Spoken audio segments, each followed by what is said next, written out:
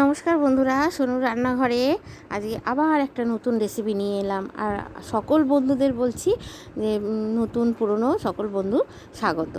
এই দেখুন, আমের আচার তো অনেক হয়েছে, এখন আমের আচার না, চাটনিও না, আমড়ার চাটনি।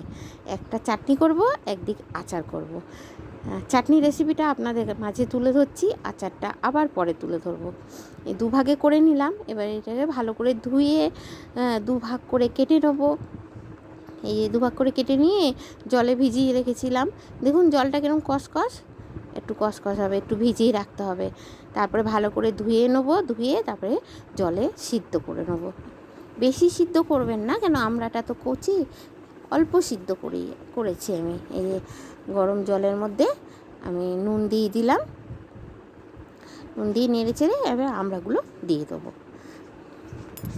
খুব বেশি একটা সিদ্ধ করতে লাগবে না, কচি আমড়া, বেশি শক্ত মানে আটি হয়ে যায়নি আমড়াগুলো এরকম। আবার খুব কচিও নেবেন না, আবার খুব শক্ত আটি থাকবে সেই আমড়াও নেবেন না, যাতে কাটা যায় দুভাগ করে, ওরকমই নেবেন। আর আমি কিন্তু উপরের গাটা ছাড়াইনি, সে আপনারা যদি ছাড়িয়ে নেন নিতে পারেন। আমি মনে করি এটা থাকলে ভালো লাগবে, চাটনি বলেন আচার বলেন, আমি ওই জন্য গাটা ছাড়াইনি। ঢাকা দিয়ে সিদ্ধ করে নিলাম। এবার খুলে দেখছি হয়ে গেছে। এবার নামিয়ে জলটা ছেঁকে নেব। দেখুন বন্ধুরা, এবার আমি একটা ঝুড়ির মধ্যে, নিচে কড়াই আছে, ওর মধ্যে বসিয়েছি ঝুড়িটা, মধ্যে ছেঁকে নিলাম আমড়াগুলোকে। এবার সাইডে রেখে দেবো, যাতে জল ভাবগুলো সব শুকিয়ে একদম ঝরে পড়ে যায়, জল যেন না থাকে, একদম আমড়াগুলো জল জল যেন না থাকে। দেখুন কীরকম সিদ্ধ হয়েছে, বেশ খুব সুন্দর সিদ্ধ হয়েছে, গরম, হাত দেওয়া যাচ্ছে না। এবার একটা কড়াইয়ের মধ্যে সর্ষের তেল দিলাম। আমি চাটনি বলেন আচার বলেন, আমি সর্ষের তেলেই করি।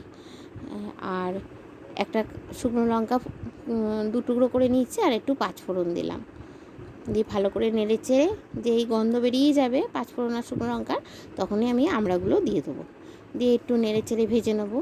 বন্ধুরা, আপনারা সকলে আমার এই রেসিপিটা দেখুন, দেখে ভালো লাগলে একটু লাইক, একটু শেয়ার, একটু কমেন্ট, একটু সাবস্ক্রাইব করে দেবেন বন্ধুরা।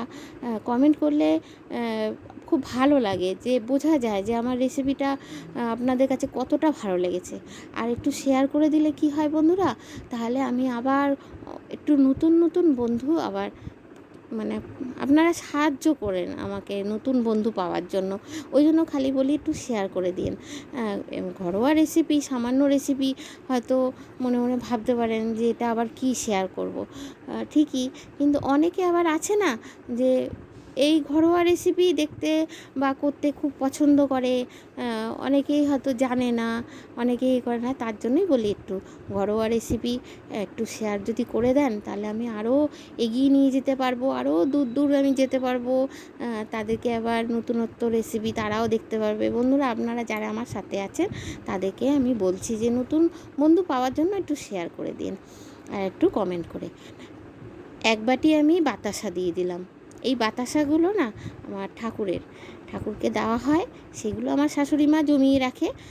শুধু শুধু খেয়ে কি হবে, ওই জন্য আমি চাটনি করি, চাটনি আচার। আমি এরকম অনেক আচারের রেসিপিতে আমি এরকম অনেক দেখিয়েছি, বাতাসা নকুনদানা দেওয়া। একটুখানি জল দিয়ে দিলাম। বন্ধুরা, আপনারা কারা কারা এরকম বাতাসা নকুনদানা জমিয়ে রেখে চাটনি আচার করেন, যে আমি শুধু একা করি না, অনেকেই করেন নিশ্চয়ই, কেননা ভালো হয়, খুব সুন্দর হয়। আবার পায়েসও ভালো হয়, জানেন তো বন্ধুরা, আমি পায়েসও করি, খুব ভালো লাগে। যাক, এটাকে একটু গলতে দেবো, আবার ঢাকা দেবো না, কিন্তু ঢাকা দেবেন না বন্ধুরা, এমনিই গলে যাবে। দেখুন কতটা জল হয়েছে, অনেকটা জল হয়ে গেছে।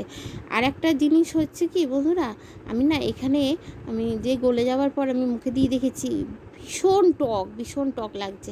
একটু গোলমরিচ গুঁড়ো দিয়ে দিলাম, এত টক লাগছে না, মানে কি বলবো। তার জন্য আমি আবার ওই রকম এক বাটি বাতাসা দিয়েছি, আপনাদের কাছে তুলে ধরা হলো না, দেখানো হলো না। আর একটু সে দিয়েছি, মশলা করা ছিল আচারের, সেই মশলা একটুখানি দিয়ে দিলাম, যে সেন্টটা ভালো হয়। দেখুন বন্ধুরা যে গলে ভীষণ টক, এটা এত টক না কি বলবো। এখন একটু গোলমরিচ গুঁড়ো দিলাম, তখন আচারের মশলাটা দিয়েছিলাম আর এখন একটু গোলমরিচ গুঁড়ো দিলাম। বন্ধুরা আপনারা আচারের মশলা বানানো আমার রেসিপিটা দেখানো আছে, আমি অনেক আচারের সময় আমি দেখিয়েছি, এই জন্য এখানে দেখালাম না। আমি যখন আবার আমড়ার আচার যে করব, যে রেসিপিটা ছাড়বো, সেতে আমি আবার মশলা দেখিয়ে দেবো। কিছুই না, মশলা আমি একই মশলা সব আচারেই দিই। দেখুন এরম পাতলা রেখেছি, একটুখানি স্লাইড বিট নুনও দিয়েছিলাম এর মধ্যে। এরকম পাতলা থাকবে, কেননা চাটনি তো একটু ঝোলঝোলা। এই বাটিটার মধ্যে ঢালবেন, এর মধ্যে যেন জল না থাকে, একদম শুকনো থাকে। এখনই তো বয়মে ঢালা যায় না, ওই জন্য আমি বাটির মধ্যে ঢেলে আপনাদের দেখালাম। বন্ধুরা ভালো লাগলে একটু কমেন্টে জানাবেন আমাকে। আমরা চাটনি আমার হয়ে গেল। এখন আম গেছে, কাঁচা আম পাওয়া যায় না যে তা না, তবুও আমরা উঠেছে প্রচুর বাজারে, তাই আমরা চাটনি করলাম আর আপনাদের মাঝে তুলে ধরবো। আপনারা দেখবেন আমরার আচারও করব আমি। চাটনিটা হয়ে গেল, এবার আচার। বন্ধুরা যারা যারা দেখছেন আমার এই রেসিপিটা, তাদেরকে অসংখ্য ধন্যবাদ।